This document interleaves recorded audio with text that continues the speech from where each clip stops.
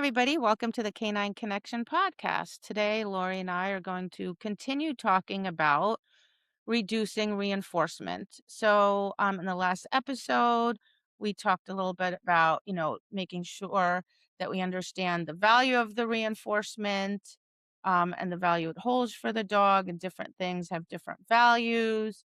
Why are we using the reinforcer? What's the purpose behind it? Are you even aware of how much you're reinforcing? And are you reinforcing so much that you're inadvertently creating learned helplessness, and that, we should really give our dogs a lot more credit because they can do a whole lot more than we expect of them. And I think like a couple examples come to mind. Like I was just looking at one of my students' homework review with her puppy. He's very young. Um, and she's doing like what I would consider for a puppy that age. I mean, it's literally a puppy. It can't be more than 4 or 5 months old, 5 months old, maybe 4 or 5 months old.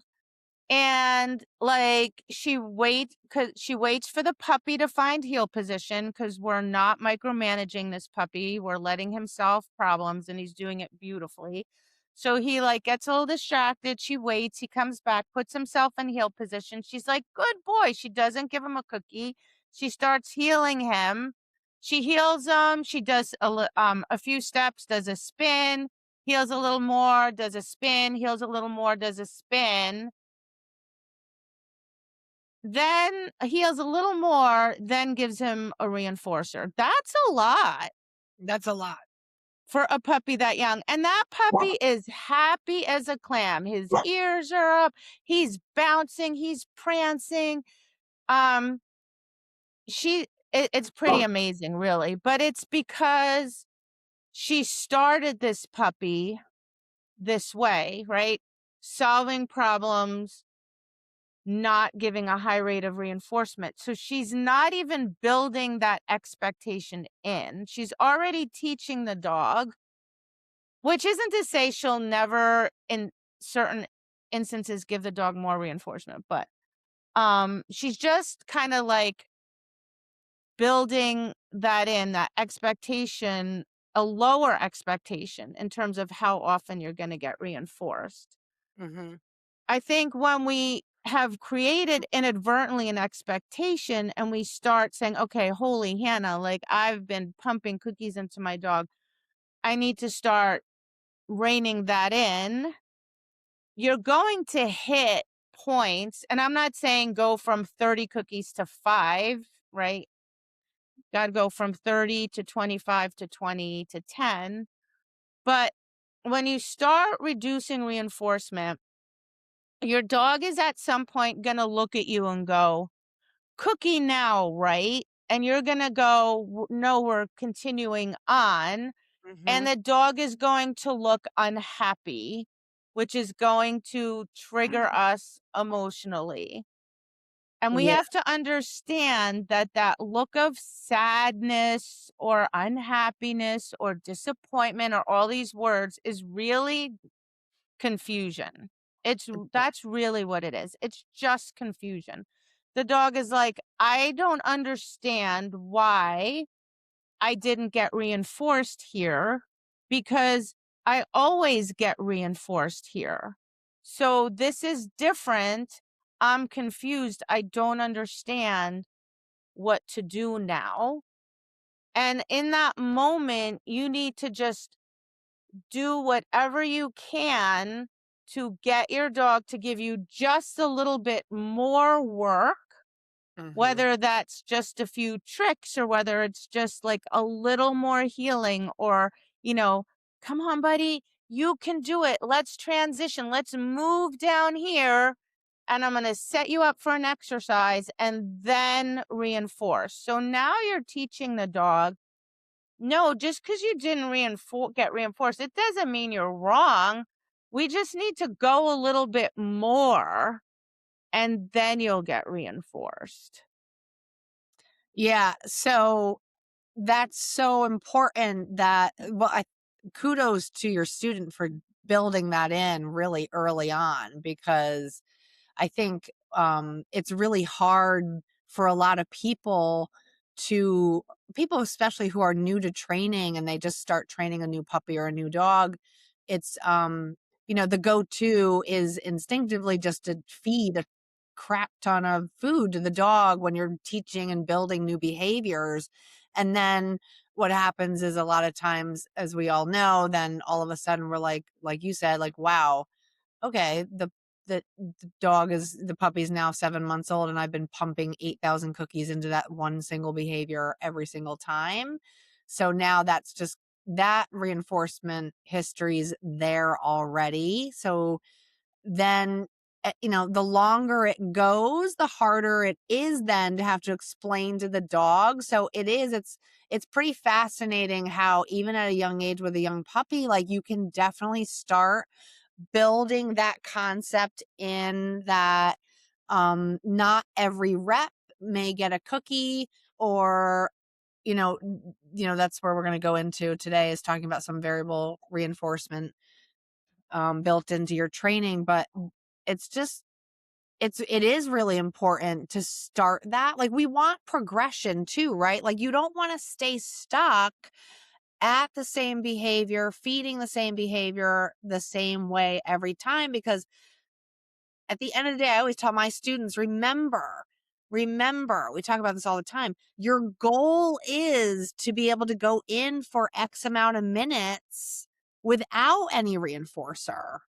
So when you're training your dog, that's where you need to, like, write it down, right? Like, you need to somehow mindfully put that into your head that you need to start to progress toward reducing reinforcers at some point. So that's And really, again, this is part of that is so important is how do you know you're making progress if you're not tracking it, right? yeah.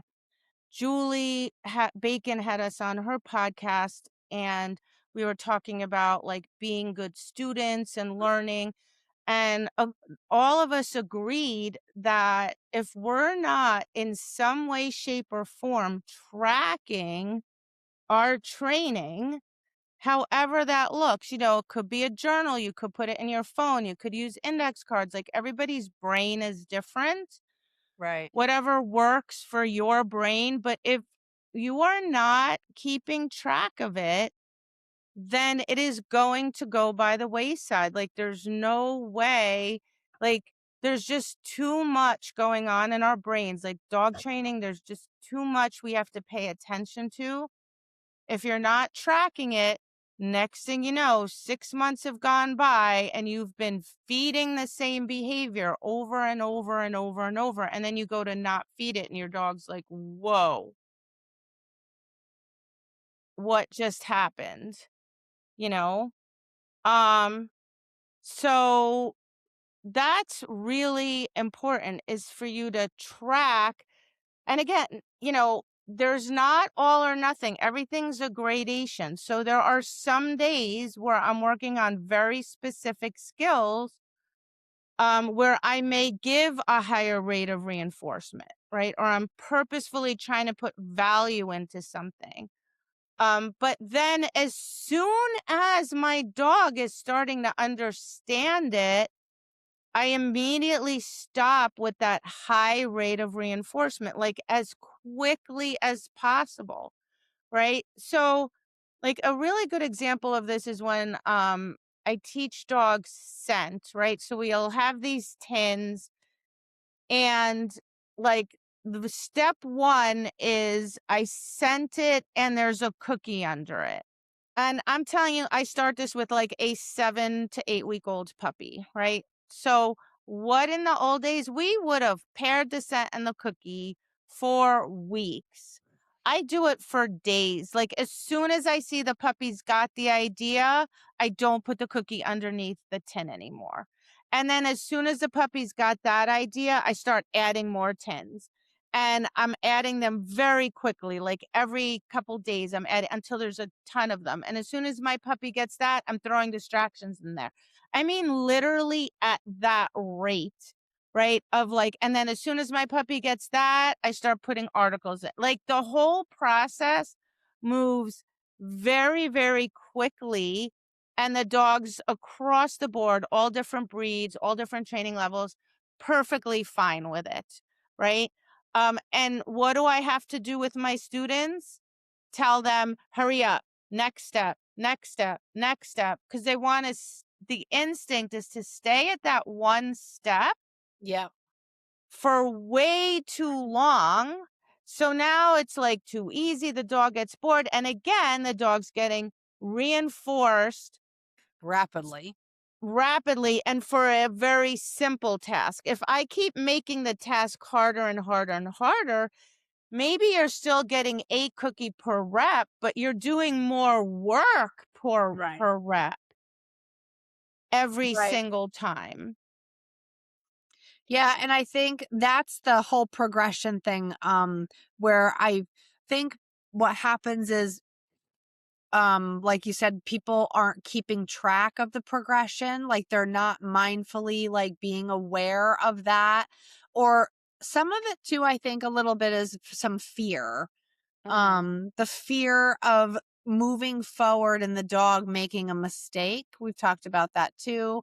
Um, and that's going to happen anyway. Like we always harp on this. Like they're going to make mistakes. Like that's how you learn, Mhm. right? So there's a fear of trying to push it a little farther, making it a little harder, and then the dog makes a mistake, and then everyone thinks their dogs are never they're gonna fail and never be able to go in the Well, ring or right. whatever It's it is. pairing a mistake with like, "Oh, I just messed this whole exercise up. It's completely broken. I'm sunk." Right. Like, no. The dog just made a mistake, right? Like, I'll have that students will go, "Oh, I had a terrible training session. I ruined my dog's" or I'm like, "Oh my god, it's not ruined." Yeah. And you can always go back. So I err on the side of pushing a little, Yeah, me too. if anything, too hard, in the sense of like, I'm pushing up. Let me go back a step. No worries. Yep. I have no problem going back one or two steps, Right. right? Okay, I went a little too fast. Sorry, buddy. Let's review those steps. Okay, you good now? And then push forward, right? Right. Because I always want, not because I'm hurrying, but because I'm pushing. These dogs are so darn smart, They are right? You smart. should Yeah. be. Pushing. They pick it Yeah, up push so them, fast. challenge them, and then they learn like that figuring stuff out is fun, that solving problems is fun. Right. Right. Um that versus this where we're just like 30,000 reps of the same thing. Actually, Zesty's breeder recommended this book on learning theory, and I literally just I'm in the f- it's ju- I just got through the first chapter, and I'm like, "Oh, this book's going to be so good," cuz already obviously they're talking about humans, but it's the same thing. They're saying that just learning by repetition is not the most efficient way of learning. Right. So, reading the same paragraph over and over for long term retention is nowhere near as effective as reading it once and then quizzing them on it. That. Yeah. Right? So Yeah. what does quizzing mean? Because we can't do a written quiz. It means make it a little hard. Yeah. And let me see, can my dog do it? And if my dog can't, then I'm like, okay, that's just information, right? I need to go, oh, he's a little confused. Let me go fix this. Let me go work on this a little more. Okay, let Yeah. me make it hard again.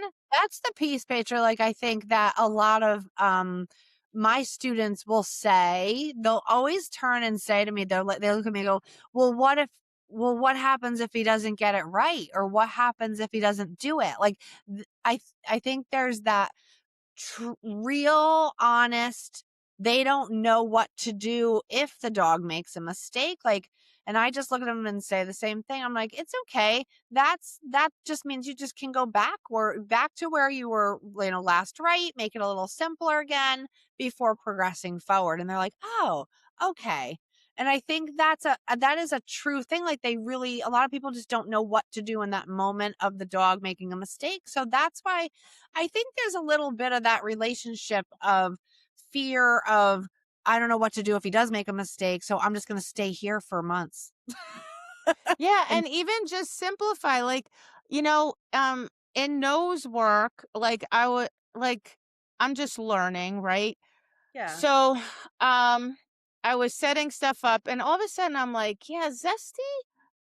I'm like, "What?" He kind of is struggling a little bit, right? So then I thought about it, and I'm like, "Oh, you know what? Let me just make it really easy so he can just like I'm like, that's what I would do in obedience, right? I would Right. like go back a few steps and make it easier for a little bit. So I just went back. I started pairing food with the searches. I put searches out and I was like, if there's a search that he's struggling with, I'm just going to pretend it's not even there. I'm just going to be like, just so, and just go out and have success, success, success. Right. And so I did that for a week and boom, his confidence went back. Everything got better. And so now I'm going to start fading the food. You know what? So the key is like just go back to the prior steps, right? Right. Go back one or two steps in the whole process of your teaching them. And we do that forever because problems are going to crop up Mhm. no matter if your dog is at 15, there's Right. things are gonna break down, and then the answer is always go break that Yeah. skill down the way you Yeah. taught it and just refresh it. Yeah. But I Yeah. think sometimes people think going back means regression. Like Yes. you're going like, "Oh, now I'm losing momentum," or, it's regression, going backwards in your training. And that's not at all true. Like every athlete does foundation skills. Like, you can be a runner and you have to do core work your whole running career. Like, Right. you don't just go, well, I did core when I started running and now I never have to do it again. Or I did, form drills and I know I have good form now. I never have to do it again. Like, no, we're always going back Yeah, revisiting. and revisiting that stuff. And that's not going backwards. That's, every athlete, like every competitor will tell you, like fundamentals, like it's part of every pro athletes, pro teams, the whole nine yards. So it's not going backwards. It's a normal part of the process. So if you just shifted your mindset and stopped thinking like, oh, now I'm going back.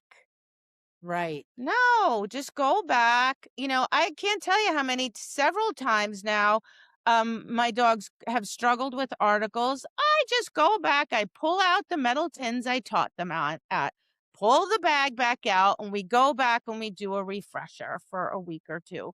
And Yeah. then boom, problem fixed. Yeah. Yeah. Yeah. Because I think So that's definitely, what is, what inhibits people from pushing freely pushing forward in their training a little bit, for sure. yeah, so now you have the answer. If they Yep. get stuck, you just go back. But Yep. first, Nope. give them a chance to puzzle it out. Give them a couple chances, because guess what? I bet you they'll surprise you, because I can't tell you how many times my students are like, "He did it!" And I'm like, "Uh-huh, I know. I knew he would be able to do it." Like, and they're, like, shocked. And I'm like, "Uh-huh, go ahead and give him a chance," right? That's right. So, so don't yeah, so we need to push them. They'll do way more without, for less, especially if you start conditioning that in and pushing for that over time. Yep. And then when the dog does look a little concerned, you can't like completely panic and bail. You just have to go, "Oh, interesting." Like to me, it's information, right? When my dog gives me that look, I go, huh, he expects a reinforcer now. Okay, let me see if I can push him a little further and then I'll reinforce him. And then I make a mental note. You know, this is where I must be feeding a lot or too much or all the time and then you have to kind of figure out like you want to create little strategies and this is going to be very dog dependent and handler dependent, right? Um like with Zaina, I can just look at her, touch the side of her head and say, "Good girl, very good." And that makes her happy as can be. She already knows she's great. She's just like, "Oh, finally you get it. I am good." And that's good enough for her. Right. She's fine with that. But with Zesty, mm, it didn't mean anything to him. So when I was trying to figure out what can I do, I realized I was recording some games for this workshop that he likes motion. So I just do these little motion games with him, and I paid him a fair amount initially and then paid him less and less. And now he thinks they're super, super fun. And we play them every time. Like I sidestep, sidestep, sidestep, or I do some doodling, which is like step forward, step right, step left, some pivots. He thinks those are really fun. And then I've been inserting that into my reinforcement strategy.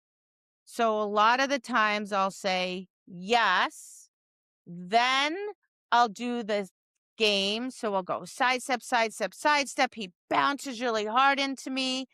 Then I move a little bit further. Then I reinforce. So now I put something in between there and it's starting to add value because it comes before the reinforcer. And then Right. eventually I was able to you periodically use the games and then use one of those move motion games and then just keep going and not reinforce and put that in place. And now I've been able to actually use that in the ring. And it actually happened this weekend. At one point, he was like, "Oh, food now, right?" And I'm like, "Nope." And I'm like, "Come here, we're doing the game." And we did the game. And then I had him back and we could keep going. And he was in a good state of mind. Good. Yep. That stuff's so important.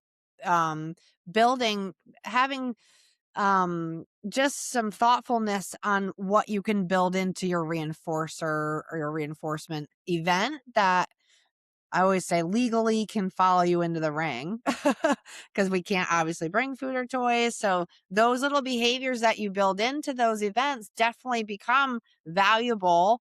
Um, and it just becomes kind of a reinforcer in itself. And then that acts as kind of like a cue to the dog that they're on the right track and that you're proud of them, and that's worth its weight in gold for those little things that you can bring into the ring and use in between exercises and whatnot. For sure. That's smart. Yeah. And for Zesty, it's huge because now I'm able to say to him, by doing that game, it acts as a little bit of a reinforcer for him, which says to him, "You're correct." That's the Right. important piece. It's not about Yeah. like that he won't work for without no, it's that he needs to know he's right. He Yeah. needs to know he's on the right track, right? And that's yeah, that you're doing the right thing. And I Right. think that's what the vast majority dogs are looking for, right? That information to tell them, that's it, buddy, you're on the right track. Now, you have to be really careful and watch what you do and how whether your dog likes it or not, right?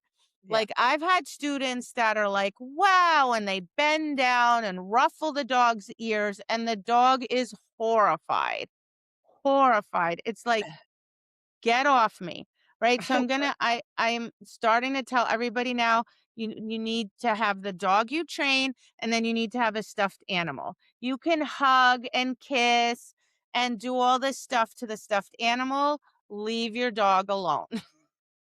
Yep. 'Cause very few dogs now there are some that like certain types of physical praise. Yes, there are some. Like, I have one student, her dog, she, like, pets the dog, and she whatever way she does it, her dog, it's very clear the dog loves it.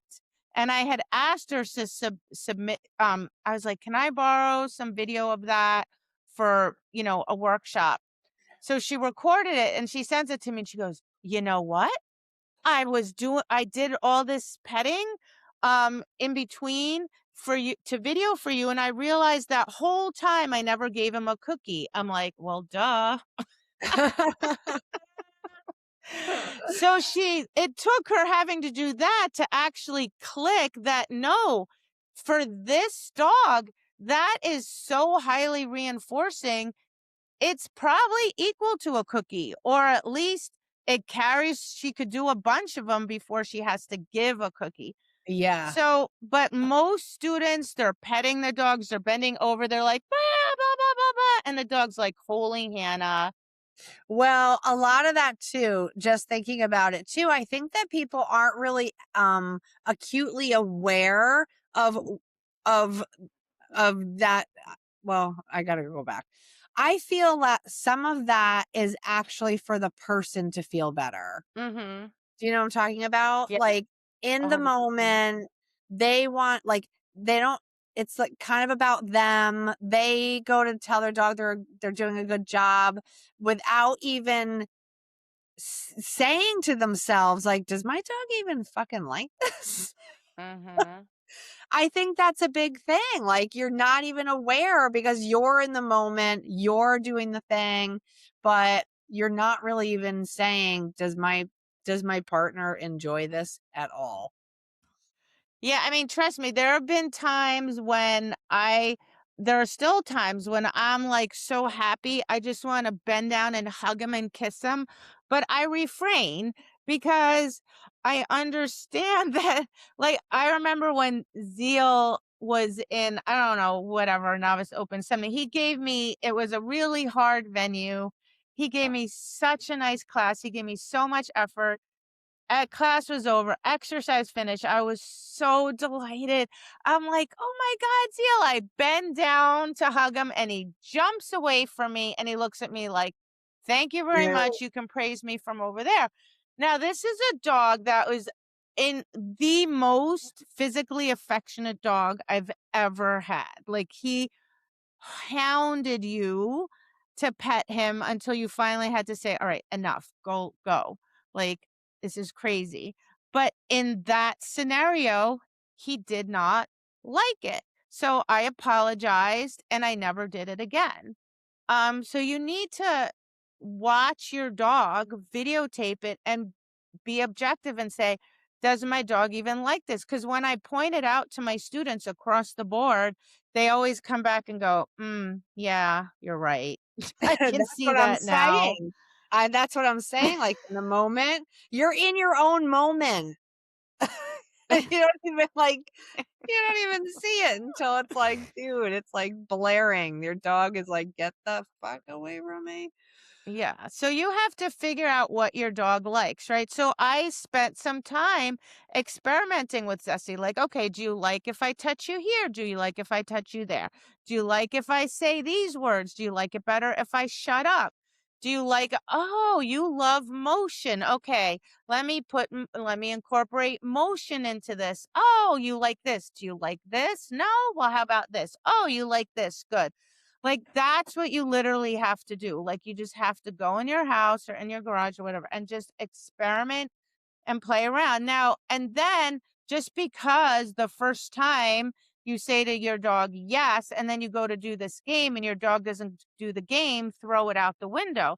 No, your dog's used to you saying yes and immediately shoving a cookie into their mouth before you Yeah, even finish the S in yes. yeah, Right. So now you changed it. It doesn't mean it's not going to work. It just means you need to give it some time and kind of convince your dog and be a little persistent and keep working on it. And all of a sudden, your dog will go, "Oh, I get it." right, And you'll right, be able to use that. right. Yeah, So, then the other two things I do very purposefully with reinforcement is chaining. So it's teaching the dog that the chain is gonna get longer and longer, right? So you can right, say, well, a simple chain is just one exercise, right? Like, drop on recall. It's putting all the pieces of that exercise together, right? So the dog is used to you doing the setup and feeding or the drop and feeding. And now you're gonna say to the dog, well, no, I'm not gonna feed you until after you front, right? So right, again, the dog at first might look a little confused. You might drop the dog and then the dog might go, I get a my reinforcer, right? And you might say front, and your dog might go, huh? And you might have to say front again, front, come on, buddy, and help them out so they Right. understand and then reinforce them, right? So they understand. Or it might be a longer chain, like for a whole class. So I start that, I'll do like a ring entrance, one exercise, maybe start a transition, then mark, and then my dog gets a jackpot, like a pretty high value reinforcer, because I'm going to be asking you to do long chains. So I want the value of the reinforcer to equal or exceed the effort the dog is putting in.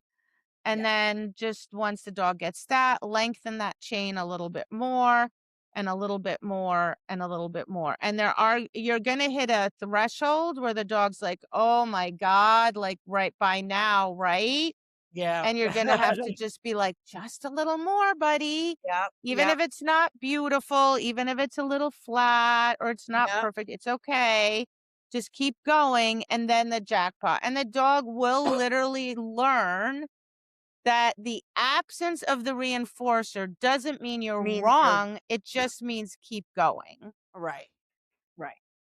And that's where building some of those little things that you were talking about, using some motion, some little tricks or behaviors, building in, like, pairing those with your reinforcer and vent, that's really helpful for the dogs who start to get a little confused, because then they're, that's just telling them that yes, you're right, and then you can delay delivering the actual reinforcer.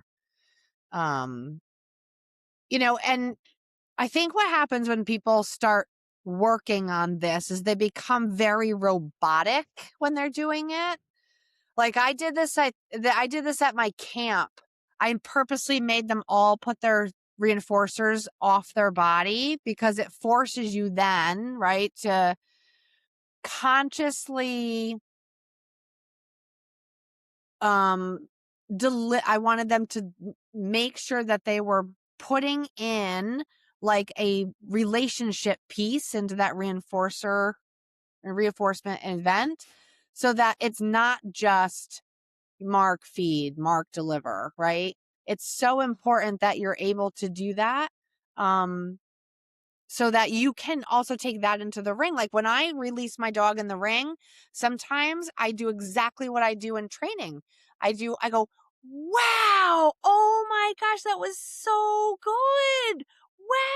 Wow.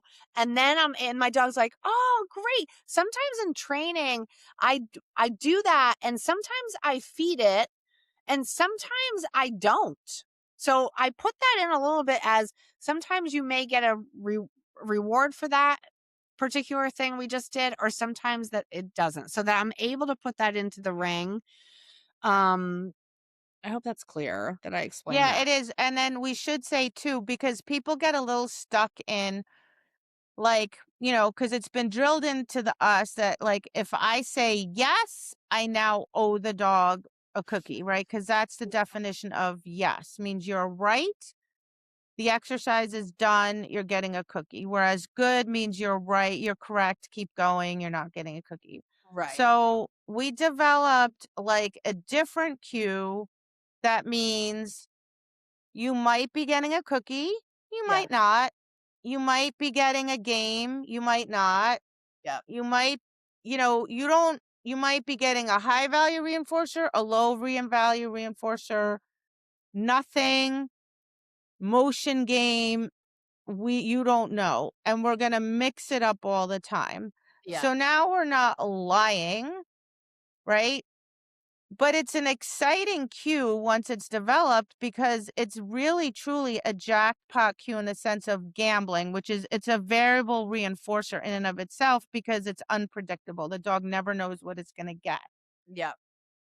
So we'll say, wow, you use that same wow, or do you use a different word? Yeah. As well. So say, wow, and I'll be like, wow, that was super, buddy. And sometimes that's all you get. Yep. Sometimes I say, wow, super, and you'll get a cookie. Sometimes I'll say, wow, and you'll get a toy. Sometimes I'll say, wow, and I'll do a motion game, and we keep going. Yeah. Um, And then you can absolutely use that in the ring because you're not lying to the dog and saying you're definitely getting a cookie because they're not. Right. Exactly. And there was, and in developing that, um, that had to be worked out with Ever for sure because, I would do wow sometimes and then she would get a reinforcer. And then when I started putting it on a variable, like, sometimes I would wow her after she did the thing. And then I would be like, with me, like we're going to our next exercise. And maybe as we were just about to set up for the next exercise, then we would go and get her reinforcer. Like, so that's how I started to build it in. But there were times I remember when I was starting that I would do the wow and then I would be like, with me. And I could literally see the look on her face, like in her head. She's like, dude, um, doesn't wow mean like, where's my reinforcer? So it was a work in progress Mhm. to work through that. And when she did that, I just kept going and smiling, good girl, that a girl. And then she slowly figured out that the wow is very, it could be wow after the second exercise and then we just continue and do everything like if I'm just doing a run through and then we get out of the ring and I give her jackpot, or it can be wow and we go transition to the next exercise. In the middle of that transition I give her reinforcer. So that's how it was developed, but it did take some time. She did have some feelings about it for sure. And in fact, this weekend I felt this was a thing with that.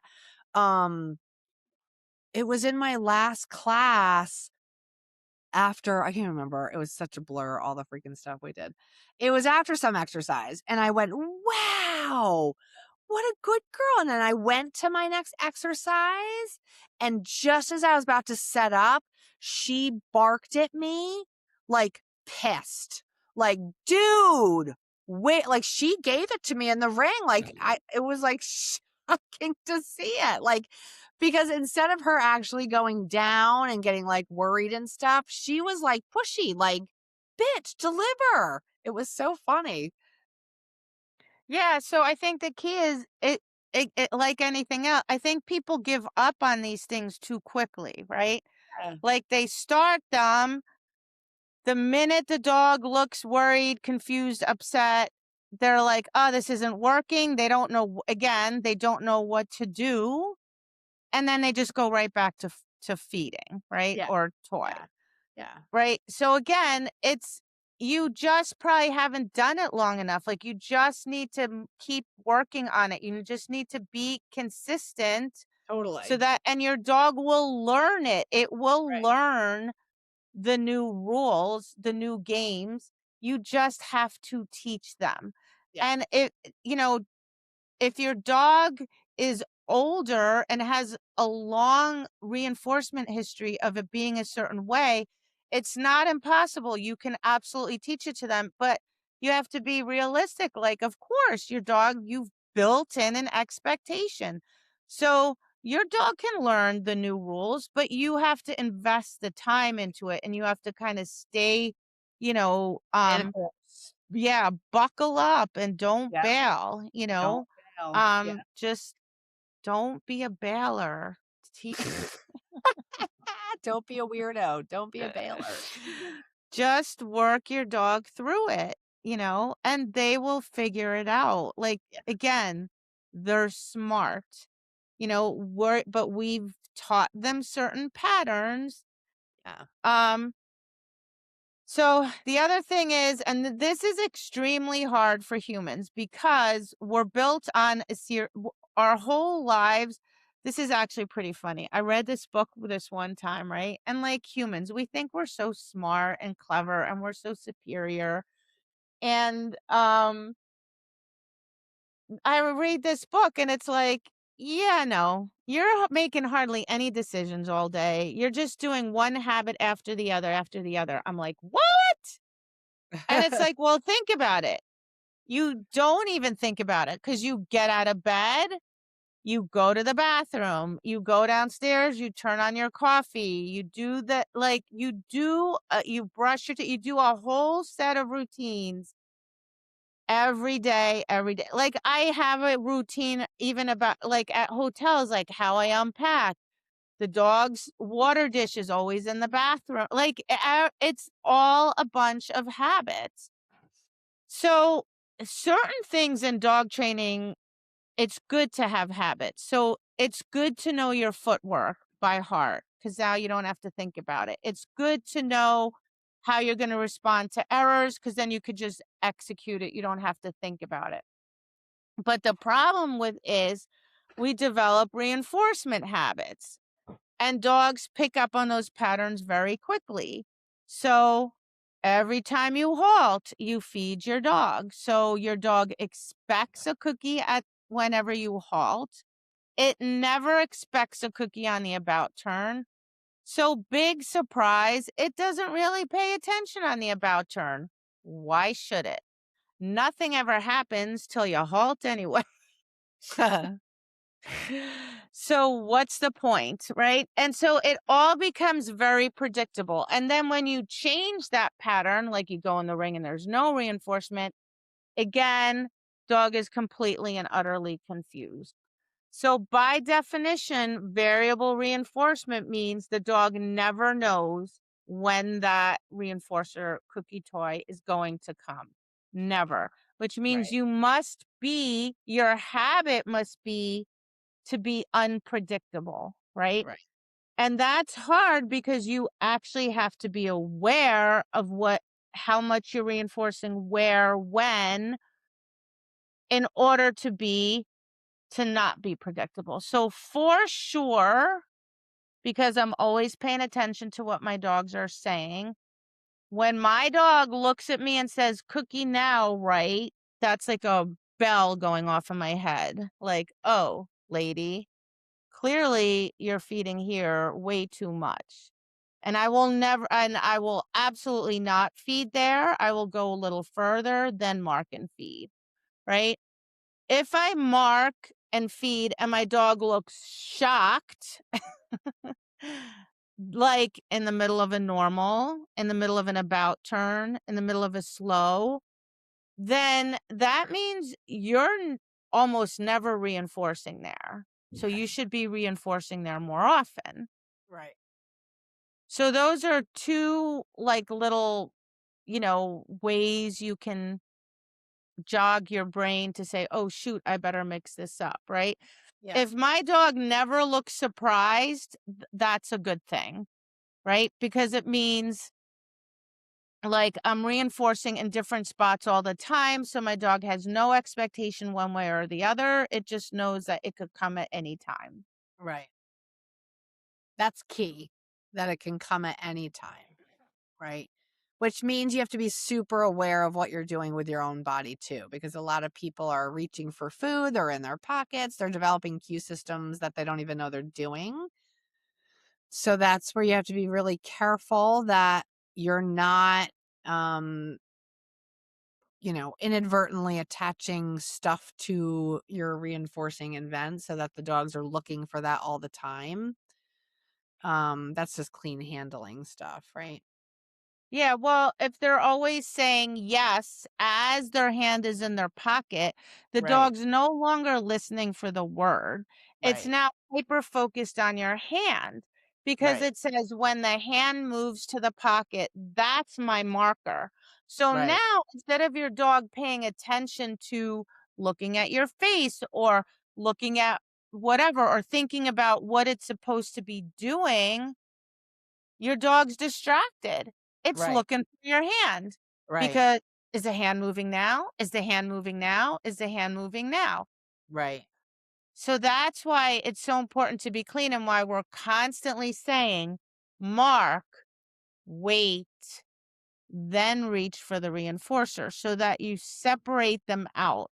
So the dog learns that it's listening for the click or the word, that's what's important. Right. And then your handling, so your handling has to be really clean with that. And the thing with variable too is s- I'm also varying session to session. So let's say tomorrow I might give a medium amount of reinforcement and training. Thursday, I'm going to give a very low amount of reinforcement and training. Friday, I might give high, Saturday, low. So even day to day, like it's never the same, right? Like you don't know, is today a day where you're going to get a higher rate of reinforcement or a lower rate. Like, and you can't always, when I should go have, I meant to mention this with chaining, is when people start chaining, they all of a sudden they're doing it every day, and every day they're doing a long chain, and every day the dog's getting a very low rate of reinforcement. Well, over time, that's just going to be demoralizing. Right.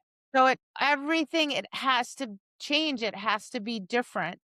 But within your sessions, even if whether I'm giving a higher or lower rate of reinforcement on that day, I'm still varying where I'm marking and feeding. And like for sure, I'm like never doing it after exercise finished because that's so predictable, right? Right. Um, I can do it and halfway in the middle of a transition. I can set my dog up for an exercise and then just not do the exercise and mark and reinforce. I can stop in the middle of an exercise. Like, and you just want to keep mixing it up. Right. And being I, conscious of it. yeah, I think there are apps. I think I said to people, because for some people, there's so much they're thinking about already. I'm sure there's an app or you could go on YouTube and find something that makes a tone on a varied schedule. Yeah. So when you hear the tone, that's when you mark. Right. Which can be very helpful for people, for sure.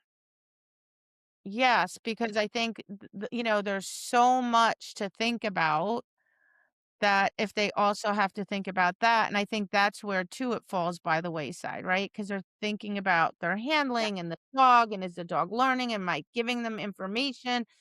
And then it's just so much easier to just go click treat, click treat. Right. So you just have to create better habits, but it's better off to do it, the sooner you do it, the easier it'll be on the dog, just like, with my student now with this puppy and my training partner too, like with her young dog, like she just never the dog never had a high rate of reinforcement in its training. And it was just okay with that, like, because it just didn't know any better. Right. So if we're just mindful of that, the sooner we start, obviously the better it is. Doesn't mean you can't quote unquote fix it. It's just going to take a little longer for your dog to learn it. But um the sooner you start reducing reinforcement and just really being mindful about it, the better off you're going to be. I think a lot of people also too don't really think about fading reinforcement until they're ready to go in the ring. Right. Right. That's a big Oh, I one. have a trial in 3 weeks. I should reduce my reinforcement. Hmm. Not sure that's going to work out too well. Right. Right. So you want to be thinking about that pretty much right out of the Sooner than gate. later. Yeah, like sooner is and yeah, and way before you're thinking about going in the ring, right? Right. Way before that. Right. Super important. Super important. So I think we covered. I think that yeah, I think Yeah. that's good. That's a lot of info. Yeah. And Good. you can always go on our Facebook page when this episode comes out. And if you have questions or who knows, maybe we missed something or forgot something or we're unclear about something, we're happy to talk about that. Yeah, Just let definitely. us know. Just let us know. All right. All right, good. Less cookies, everybody. Yep, Cookie progress. detox. Yeah. Cookie, Dude, cookie push and toy forward. detox. Oh my god. Put the cookies down.